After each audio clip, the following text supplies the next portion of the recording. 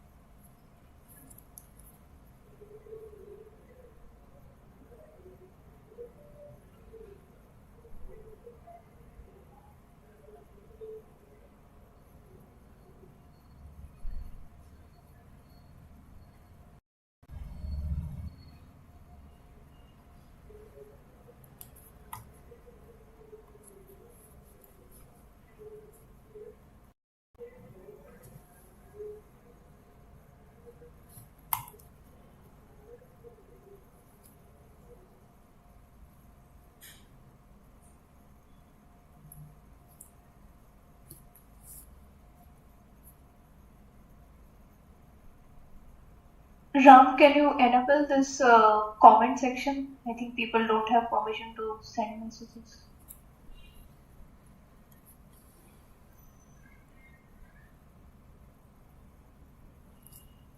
I think I have permission. I just 1 second I check.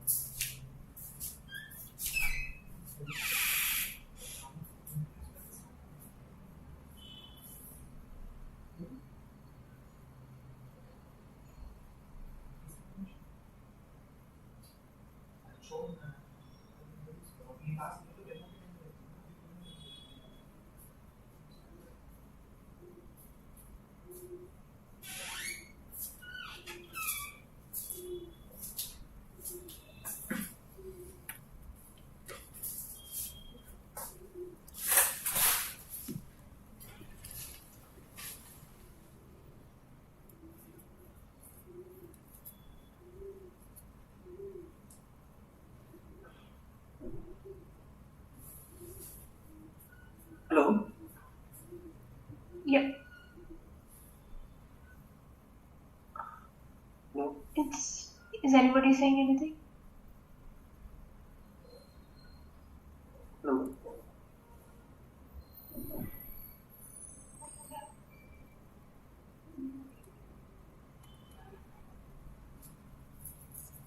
It's already 12:05. We should get started. Ram, were you able to figure out this comment section? Hello. Yes.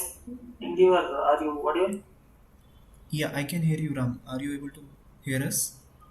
Yeah, I'm able to hear both of you. Ram, are you able to hear us? Hello. I think he is having some issues. Maybe we can start. I think. Yeah. Are you able to hear us, Are Ram? you have? Are you audible? Yeah, I can hear you, Ram. Yeah, Ram, we can hear you. Okay, I think my speaker and some issue due to my laptop and dog. The dog connect with some another mic thing. I think. Sorry for the interruption. Hello guys. This is new format for online meetup called PiP, paper and PiP. This is basically we start a new format. This we do online meetup. Basically, we get it feedback from out of Bangalore also people, and some people don't have time to join offline meetups, and some like have location constraint, like some people out of Bangalore, they also want to learn new things. That's why we are starting this new format. Here, mostly we discuss papers and teaching. Some another interesting topic, we can try that also. And, I hand over to Jayita for presenting their first research paper. Yeah, thanks, Yeah. Ram. I think before starting, if we are not able to resolve this comment section part, maybe you can raise your hand and Ram can give you the permission to speak, because it's very small group of people, so we can have an open discussion. All right.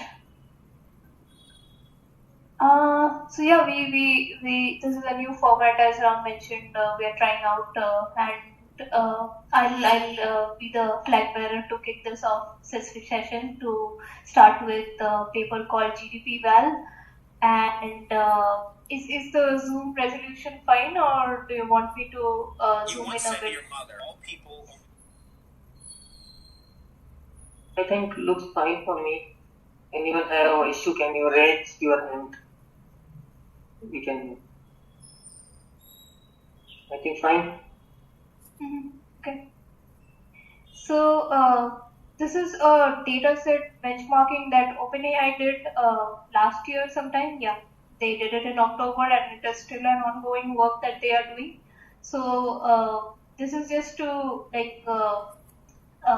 as these frontier models are like doing a lot of things that can be applied to our daily life, and that's where they wanted to analyze that where can the certain jobs that they wanted to identify, real life jobs, how they quantify to be applied into real life. So they identified 44 occupations across 9 sectors, which are the highest contributions to US GDP, and those were benchmarked against models. And this is basically a study which they came up with how models are performing. I wouldn't say at par, but quite near to a human expert in certain ways. And they actually brought in experts from industries with an average of 14 years of experience, who were able to quantify these results for them. Throughout the paper you'll see me have done color coding, because I that's the way I read research papers and make them attractive. So please bear with me if this color coding troubles you. Anybody already who gave a read to paper, please feel free to chime in if you have anything to share. So I think pretty much the gist is what I just said in the abstract. They have also open sourced around 220 tasks that they came up with. So if you go to Hugging Face, you'll be able to find these data set already there. We'll come to this data set part later when we understand like how they were able to do this. So once we understand how they collected it and how they actually quantified these tasks, then it will make more sense to you. So yeah, they started off with there have been so very first thing is like how do you calculate this thing, that which are the jobs which contribute the most. Of course, it's the wages, and of course it's the most top contributing sectors. It is so I think there is a very good diagram that they came up with. I think it is somewhere here. Yeah, what are the sectors? They identify certain sectors where actually these works can be, and of course these are like IT sector works only into these sectors. So like suppose what are the things into real estate or rental leasing that can be done through a software way. So those are the tasks that they actually try to measure out, and they have actually given out the prompts and everything what they tried out, and what supporting documents were given to the system to amplify, and how the evaluation was done compared to human versus the model. So I think these are the roughly 9 sectors that they came up with, and in a total these are like 44 occupations that they have. So in wholesome trade it's sales managers, in retail trade pharmacists. They do not claim, so just to put it out loud here, they do not claim that models can replace this is just a study where we are heading on to, and these people do a very manual intrinsic job, so models can help them quantify tools and help them be more productive, just as software engineers, coding assistants, we also help us nowadays. So work still remains, and we still work, and we are able to do this faster. So this is just another study for these people who are into some other sector doing some other things. So if I just read it out here, what were the certain things that we saw in historical shift is that electricity, aeroplanes, computers show the transition from invention to economy-wide premiation over taken years. So over the years, we have seen technology take over into each sector, and that's where there have already studies been existing that how technology has been taking over each sector, and there are certain like not benchmarks, but there are certain of course something that contributes to GDP. Any occupation, there has been study onto it that how technology has affected them. Like just when computers came, how the shift happened. So that way, there have already existed studies which came up, and directly they do impact the economy. So GDPEval is a benchmark evaluating AI model performance on real-world economic valuable tasks. It covers the top 9 sectors contributing to US GDP, with at least 30 tasks per occupation in full set and 5 tasks per occupation in the gold set across 44 occupations. So they have also set up a automatic grading system because they wanted to compare that how model performs versus how a human expert performs in terms of time, accuracy, and other variants that they evaluate the system on. So, given the complexity of automated grading, these tasks, our primary evaluation metric is head-to-head human expert comparison. We also provide an experimental grader, automated grader service for the 220 open source colon set of tasks. Future GDPEval iterations will incorporate greater breadth, realism, interactivity, and contextual nuance. So this, you might think that 220 golden set is a very small set of data that is there. So I think team is still working onto it, and this is an ongoing work that they are doing, and maybe they release a version 2 of it. But if you read the paper, you'll realize how difficult it is in terms of gathering these experts and then trying to quantify these tasks and then coming down to a gold set, which is it's a big deal. because this has been months of data that the team has put in to identify particular sectors that they want to look into, particular tasks they want to look into, and then evaluating on top of it. It's an iterative process that they have gone through, and that's why this is not a small number that you see here. So yeah, they here are some of the tasks that they have given that which the model versus the human was evaluated.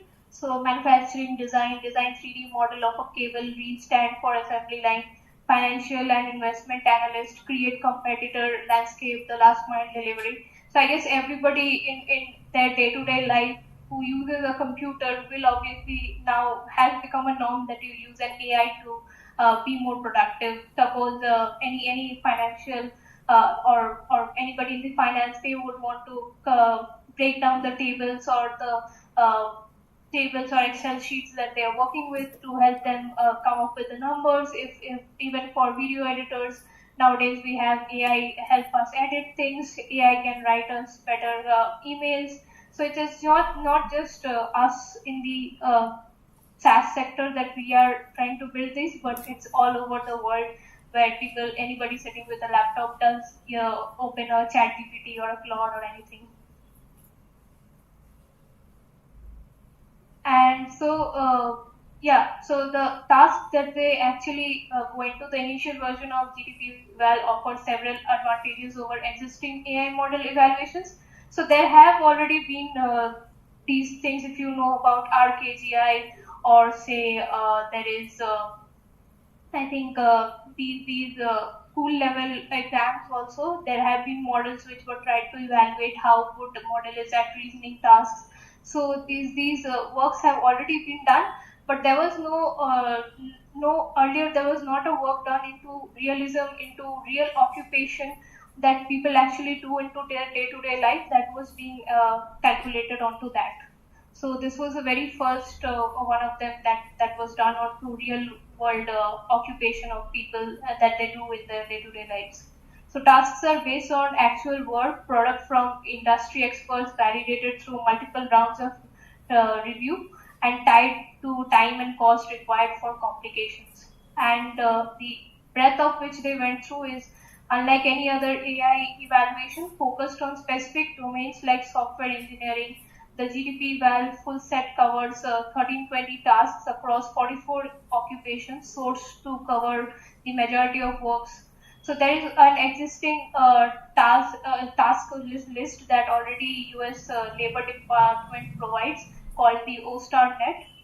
That actually gives like which is the most contributing among sectors occupation that contributes to the GDP. So this list already exists there, and it covers where model adoption. So this study was obviously to understand where model adoption is still emerging, where people are using AI to like become more productive. And these are it's not just text data, it can go into more complicated CAD designs or other things like sheets and customer support conversations. So nowadays you might see if you go to Swiggy or Rapido or anywhere in the help desk, if you go, it's not a human but it's a bot first replying you, and then if you're still not satisfied with the answers you can opt for a human to come and answer. So that's where we are heading on to. And so, of course, they also say that this is not a like an apples to apples match that they would be able to do, because many things come into picture. What is the time that humans are reporting to do versus there could be some bias to it. So they also amplify that in their study that they're not saying that this is a perfect evaluation, but yeah, a generic study onto where we are going ahead. Any questions so far?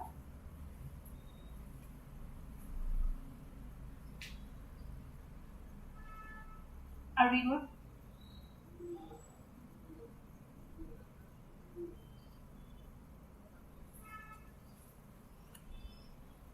Okay, I'll take the silence as no. All right. So yeah, the next is how did they come up with the task creation? They evaluated highest earning knowledge work occupations in each of those 9 sectors, and they came up with 44 occupations that collectively earn 3 trillion annually. And this was selected sectors that contribute over 5% to the US GDP, that was determined by Q2 of 2024. Looking at so labor industry already has these set of these results that they bring out every quarter. So from there, they were able to bring these numbers. So they selected the 5 occupations within each sector that contribute most to total wages and compensation and are predominantly digital. Of course, we are trying to look at where software use makes more sense. That's where AI can help become more productive into it. So they took a task-based approach to determine if any occupation should be classified as predominantly digital. Specifically, we identified all tasks for an occupation from OStarNet, a database of occupational data, definitions and tasks from the US Department of Labor. And they used GPT-4o to classify each of these tasks into which are digital versus non-digital, and then classified overall occupation as digital if at least 60% of its component tasks were digital. So yeah, as I said, that this was months of data that the team put in the effort to like analyze different things, like which are the tasks within which 60% of it can be digitalized. To calculate the percentage, we weighted tasks by relevance, importance, and frequency. Scores for each task reported in the OStarNet task ratings. So each of these, there was, I think, a more exhaustive list. So they brought it down to these many to calculate onto. And yeah, the next thing is, of course, to do this, you cannot do it without SMEs or field experts who actually know these tasks in and out. So they recruited industry professionals to create realistic tasks based on their professional work experience. And these experts were required to have a minimum of 4 years of experience, and they should have a history of recognition, promotion, and management responsibilities. So yeah, the average expert had at least 14 years of experience. And then they put these experts also through a set of trainings and background checks, and to estimate that, because obviously they are putting out such a big claim, they do need experts to actually validate it. And some of these experts are like big names into each of these industries.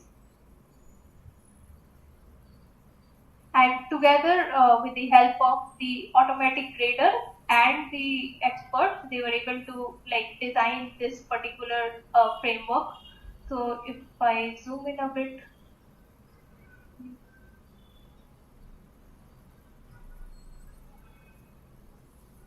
yeah. So they designed this quality control pipeline where they say that it is actually a iterative process that they took, where they define a task and then the expert goes through it, and then again there is a reviewer who says that these are the tasks you need to again recompile, and then again the expert comes in, does the task, and again it is re-evaluated. So this is the iterative process that they went through, and also they had the automatic grader system that they built. So partially human evaluation, partially machine evaluation, through which they were able to come up with some weighted average to finally give a sign off. Okay, this task now makes sense.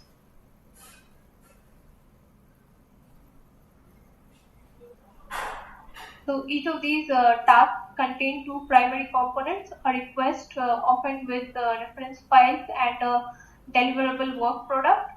Experts classified these requests against OStarNet occupation tasks for their occupation to ensure broad and representative coverage across tasks.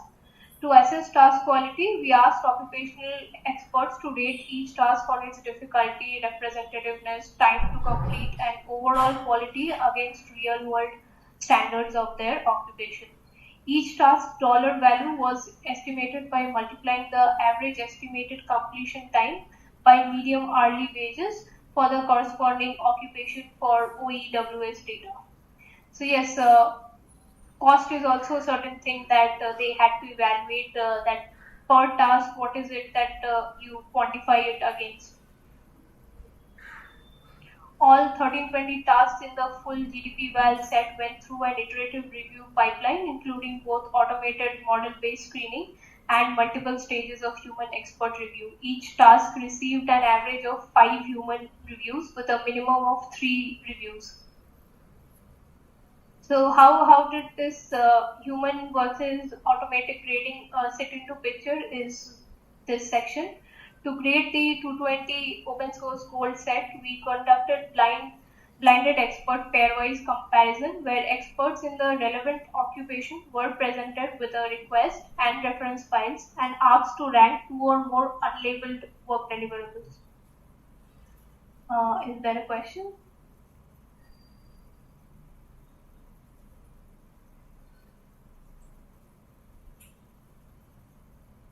Like anyone have question, you can raise hand. I give permission to speak. Is the evaluation just for US data? Yes, yes. So this has only been done on the US data. Yeah, if we want, we can replicate it for Indian markets as well. Because although they did not, I do not see that they represented the entire code base of how they did it, but prompts and the task list and entire process that they followed, that is there in this paper. So I think it is replicable. Okay, yeah. So the setting of human versus the system grading. So here, even these both the system and the human were provided with a set of prompts and files through which they were asked onto what is it exactly that they are expected to come up with. And on average, grading each comparison for the gold subset took over an hour. Additional occupation experts were sourced to grade human and model deliverables. Experts provided detailed justifications for their choices and ranking, which enabled us to compute our headline win rates for various models compared to the human expert completion. For each goal subset, we trained an experimental grading model to perform pairwise comparison in the style of industry professional expert. So the machine grading is nothing but the exact trying to replicate how the human would evaluate a certain task. And although limited, the automatic grader is faster and cheaper than expert grading and achieves 66% agreement with human expert graders, only 5% below human expert iterating agreement of 71%. So as you can see, the automatic grader isn't at par with the human grader, but quite like is quite at par, achieves near equivalent to a human expert, and that's where I think they are working more to make it more better in terms of how it can be made at par with humans. So yeah, if you see the table here, the human scores go up to 70.8%. The automated grader is 65.7%. So not much of a difference. And this is how the pairwise grading system happens. There is a prompt and a reference files that are given, and on top of it, the human grades it, and the models also grade it, and then the final decision is made that which one to pick up. That is the evaluator that setup that has been done through human evals.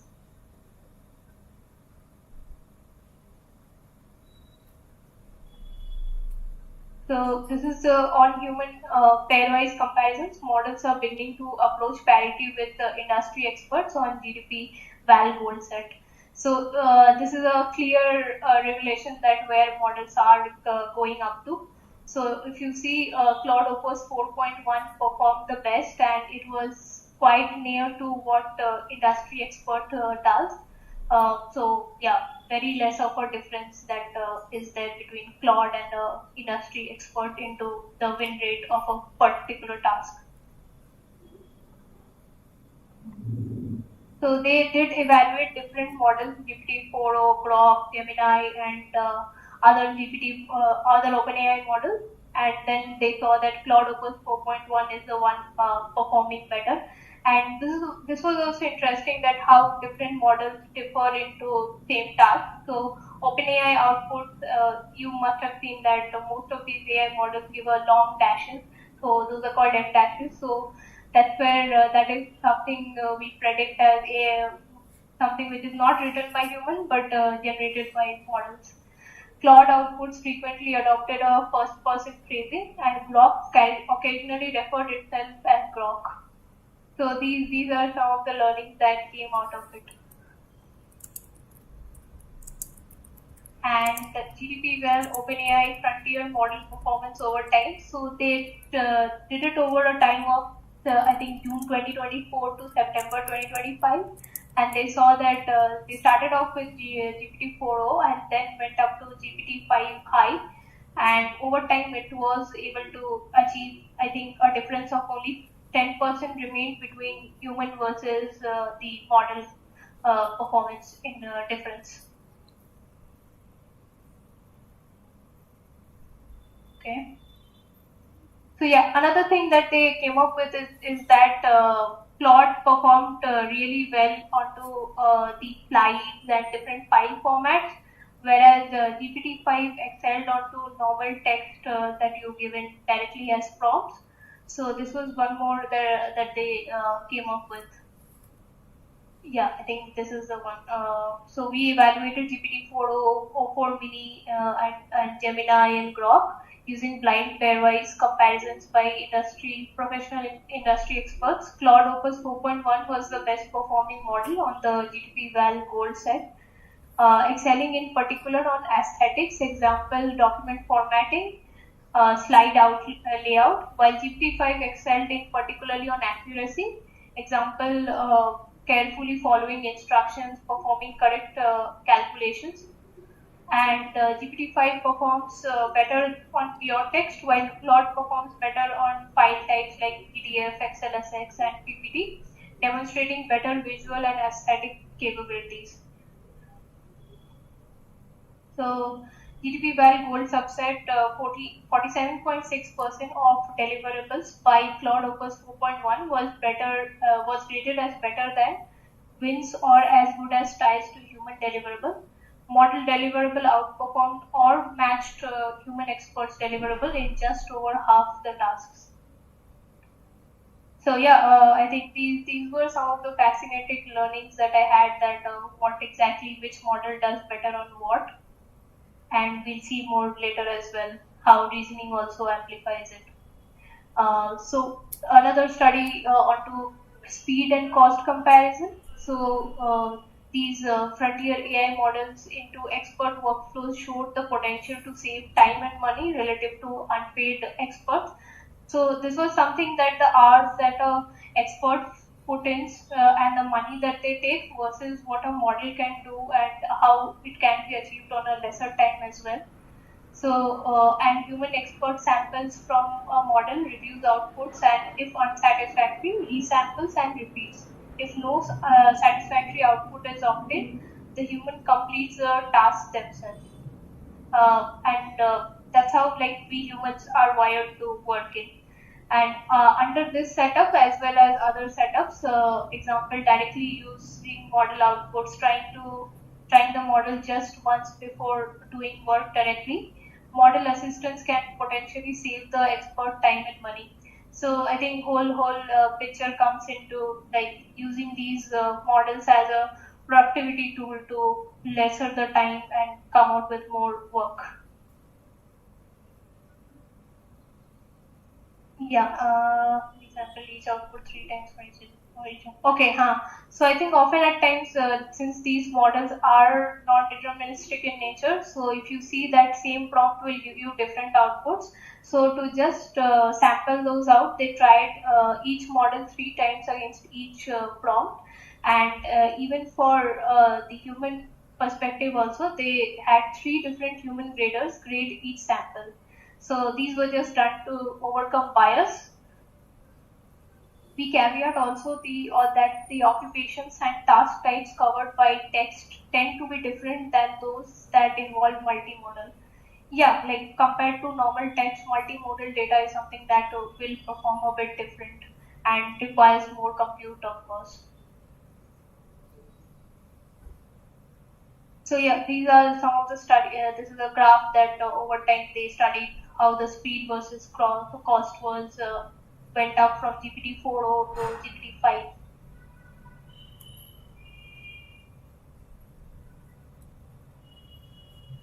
Yes, so this is a more detailed study onto where how these models actually have the strength and where they have the strength and where they have a weakness. So I think, as I was mentioning earlier, that as you must have read earlier, that here which model performs better. So Claude, they saw that it performs better onto file systems, whereas GPT models perform better at certain or text or directly providing text, and it follows the instructions better. So we built a clustering pipeline to analyze why experts preferred or rejected GPT-5 High, Claude Opus 4.1, Gemini 2.4 and 2.5 Pro, and Grok 4 deliverables, often lost due to instruction following failures. So you must have seen there are studies, or you must have tried out in your day-to-day experience as well, that when you give a lot of input into a single prompt, it has the nature of getting lost into the context. So certain things, certain instructions, maybe you have given out 100 instructions, and if you only see it to follow 20 or 30 of them, so yeah, that's still a problem with these frontier models, and I think with time they will overcome this. Uh, so Gemini and Grok frequently promised but failed to provide deliverables, ignored reference data, or used the wrong format. GPT-5 and Grok showed the fewest accuracy errors, though all models sometimes hallucinated data and miscalculated. So yeah, these are already known and existing issues into these models. Increasing reasoning effort and scaffolding. So yeah, this is an interesting study, and I think since past year, there has been speculations that if you add in more reasoning capabilities to models, they are able to come up with a better effort. So to understand the impact of reasoning effort on model performance, we ran GDPEval on the O3 and GPT-5 models at low, medium, and high reasoning effort. We found that additional reasoning effort improved performance. We were also interested in measuring how easily we could improve model capabilities with prompts, and observed GPT-5 failure modes were due to obvious formatting errors. We created a prompt which encouraged GPT-5 to rigorously check deliverables for correctness, check layouts for rendering files as images, avoid non-standard Unicode characters, and avoid excess verbosity. The prompt applies generally to multimodal economic tasks and is not overfit to any given question. We also improved agent scaffolding by enabling GET requests in the container and performing best of n sampling with n equals to 4 and a GPT-5 judge. So these are different experiments that they tried out, and to bring out where exactly certain model fails, specifically GPT-5 here, and they came up with certain mechanisms to fix it. Prompting fully eliminated a black square artifact from GPT-5 responses, which previously affected over half of generated PDFs, and reduced erroneous formatting errors in PowerPoint files from 86% to 64%. So yeah, that's still a win of at least close to 20% win that they achieved. This can be partially attributed to a sharp increase in agents using their multimodal capabilities to inspect deliverables, which increased from 15 to 97%. Plotting also improved human preference wins rates by 5% pointers. These easy performance gains suggest that there are paths to agent improvement on GDPEval tasks by training or scaffolding them to be more thorough and take full advantage of multimodal capabilities. So yeah, they did study the failure modes across samples, across models, and they see that uh, sometimes like instruction following plot does a better job.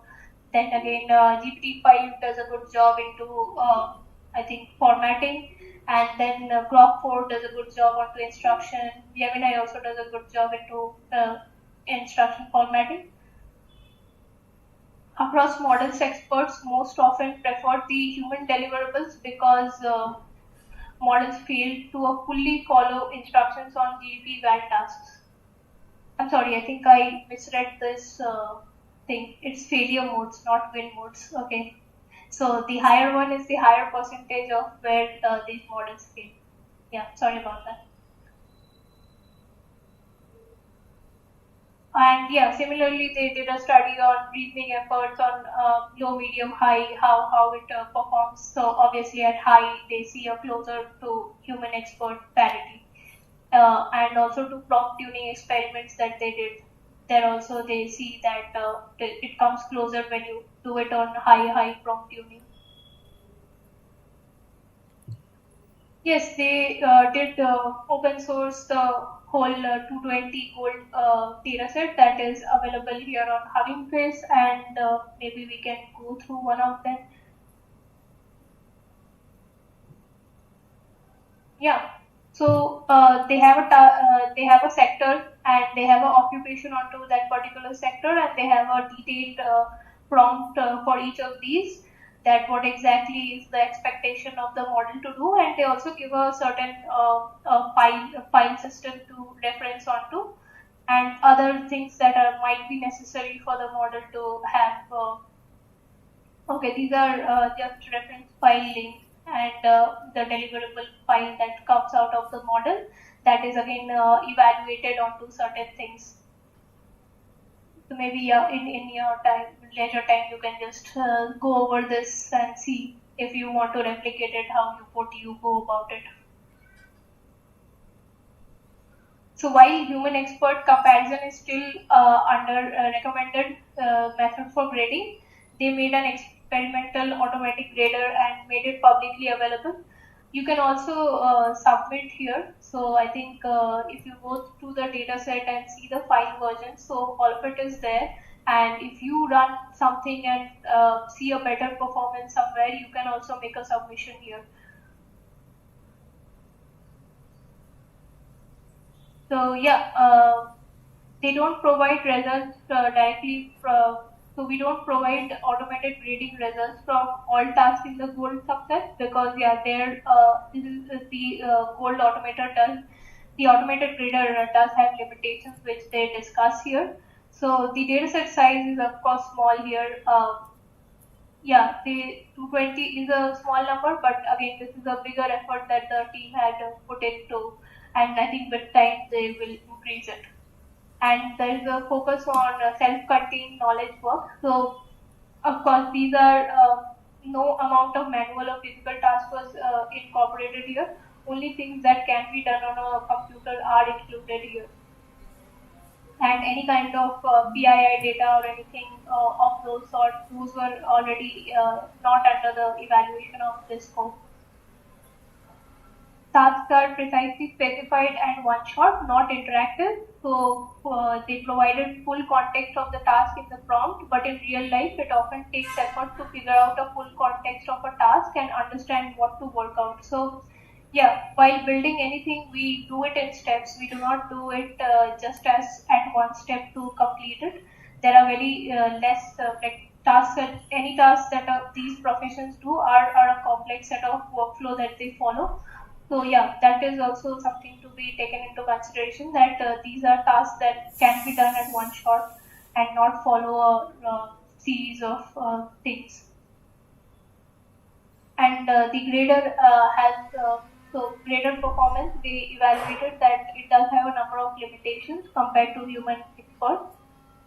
And cost is also something that constructing and running our evaluation is expensive, particularly with industry expert graders. For this reason, we make a automatic grader proxy available, but do not consider it the full substitute to industry expert graders.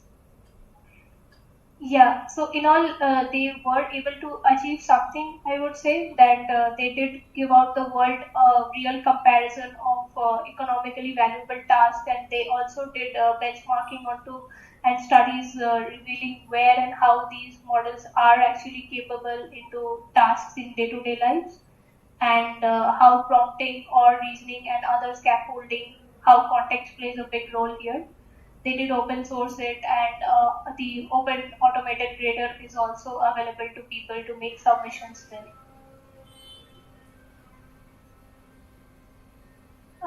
Yeah, the paper is pretty much this, and they did the next part of the paper is onto the experiments and how the calculations, I would say. So this was more or less the study of the first half of the paper is about the studies and the results and how they did it. Next part is more quantitative, I would say. How did they come up with the calculations and everything? So yeah, I would not like to bore you with it, but yeah, you can go over it on your own time to see that how human experts time versus the bots timing was being matched, and what was the average cost and how did they do it? Because yeah, those are the main things: cost and time, where we want to amplify these things along with performance, of course. Uh, I think there was certain teams that did. Okay, yeah, they have given out results like which are the professions which do the best onto these tasks that they evaluate. So not all sectors that and occupations that they have performed the best. There was only a few that did a good have a good win rate.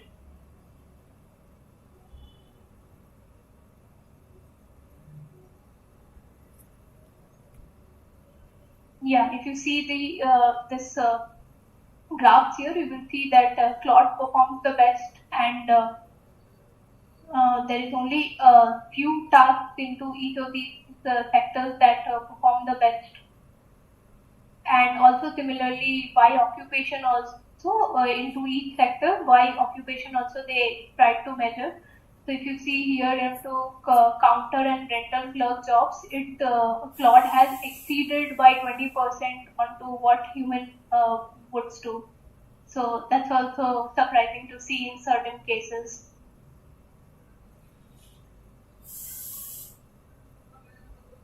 And similarly, there are like which file extension does a better job, and the time taken to complete each of these jobs by the models. So they did some additional analysis on to model failures. So yeah, these models are of course not the best into how we want to achieve it, but they are somehow getting onto it. So the model completion would be catastrophic if used in real life because it is harmful and dangerously wrong. Insulting a customer, giving the wrong diagnosis, recommending fraud, or suggesting actions that will cause physical harm.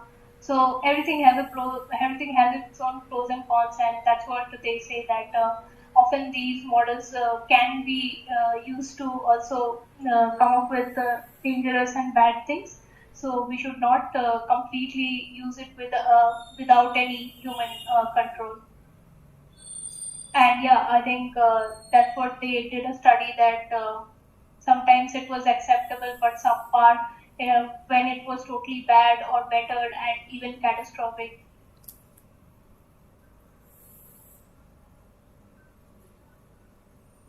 Yeah, I think these all are further studies that they did that under contextualized GDPEval to assess how models handle task ambiguity. We created a modified version of GDPEval with deliberately lowered cost context prompts.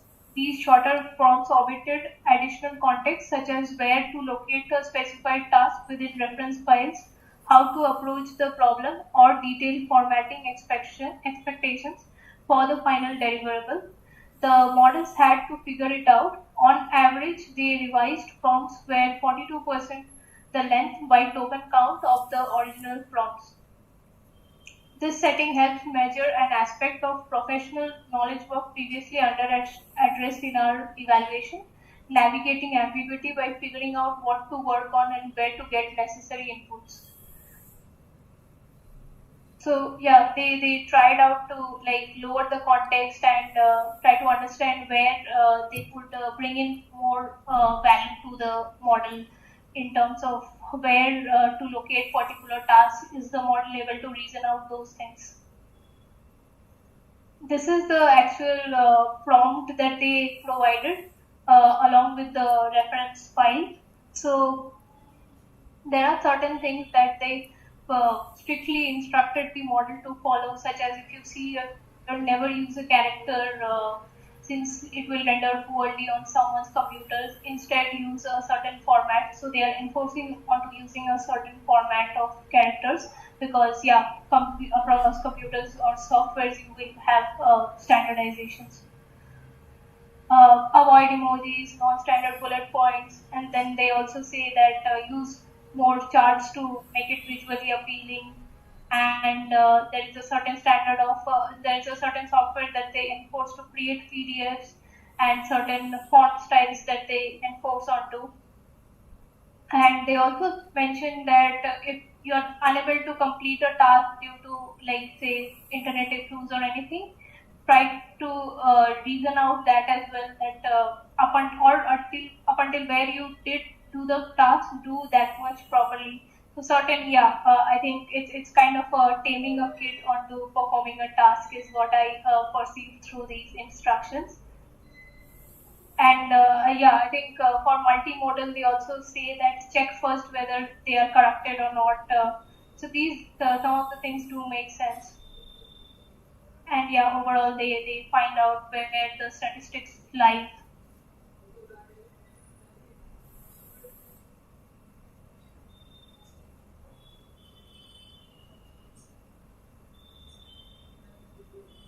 I think yeah, more or less.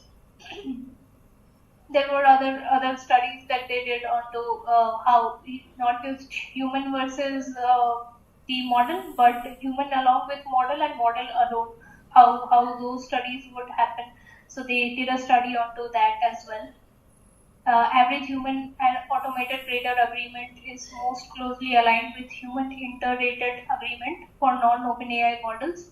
Both agreement metrics are highest for less capable models, as they can be frequently distinguished for human deliverables and are less likely to be chosen. So for complex tasks, of course, you would have to go forward with the reasoning and higher capable models. But for normal, simpler tasks, any smaller model can do the work. And yeah, the greater limitations that they mention here could be like the internet issues, and throughout development they do use only Python and packages Python to develop it, and that's why they excluded three software developer tasks that require running other languages and downloading external dependencies on properly test. There are some font packages that they want to enforce, and speech to text transcription is limited here. So they give a list of packages. These are all Python packages that they use to build it out. And these are some studies onto further methodological details on selecting occupations, because that's one of the I think most tedious jobs and would have certain bias to it. Like here, they say that 2080 hours is cited as a typical work here by the Bureau of Labor Statistics, assuming someone works 40 hours per week. But of course, that's a average assumption. We do not work throughout the year all for 5 days. So yeah. Yeah, I will not bore you with more details. I think I pretty much covered the things that I wanted to. And yeah, they again validated the digital task measure using existing framework that certain tasks which require cognitive ability, which do not require cognitive ability, which are manual intrinsic. So certain evaluation frameworks already existed based on which they formed their analysis.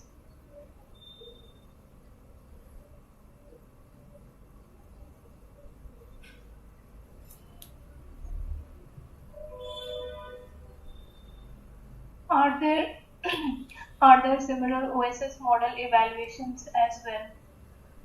I did not get your question clearly. OSS model evaluations for what?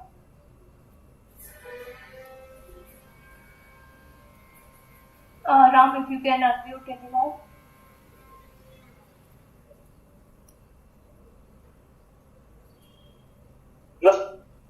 Just 1 second. You can mention it. Yeah. Hey, hi, Jayita. First of all, it's not boring. I think it's Yeah, now you have permission for yeah, yeah. Am I audible now? Oh, sorry. Hey, Jayita, am I audible now? Yeah, yeah. Yeah, first of all, it's not boring. It's interesting. I don't know why you said it's boring, but I had one question. I noticed like you continuously like it is just GPT models and Claudette. Is there some similar evaluation, like not by them but by someone else who has done in the same space for open source models? No, I don't think for this particular data set they haven't, but I think there is RKGI which does I see. similar thing. They are more into like evaluating AGI and how human versus. So there are certain gains in this framework that they try to evaluate based on human ability versus model availability. And I think there they use all kinds of models. I think open source, closed source, everything. Got it. And one last question you mentioned there, like about this, like for instance, the trading and medical, right? So, does this Hmm. evaluation also considers like when you have a specialized model, right? Not like the LLM or but the classical models that are trained to forecast like cash inflow or for the medical analysis, like there used to be NLP models, right? Like Hmm. medicine. So, like, does this also benchmark against them? They haven't detailed out that particularly on each of the tasks. They only give like an average or a high level overview onto each of them. But I think in the data set, if we print down, we may find something. I think here they do have like sector wise, occupation wise, and the prompt they are giving, and even these files are uploaded here. If you go ahead and find these reference files, these are uploaded here. I see. So maybe yeah, if we dig deeper, we might find something. Oh, okay, sure. Thanks. Yeah, that was my question. Thanks.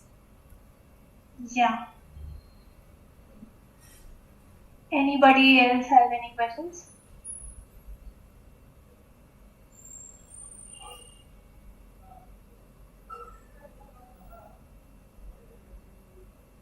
If anybody have any question, you can raise your hand. I can allow to you.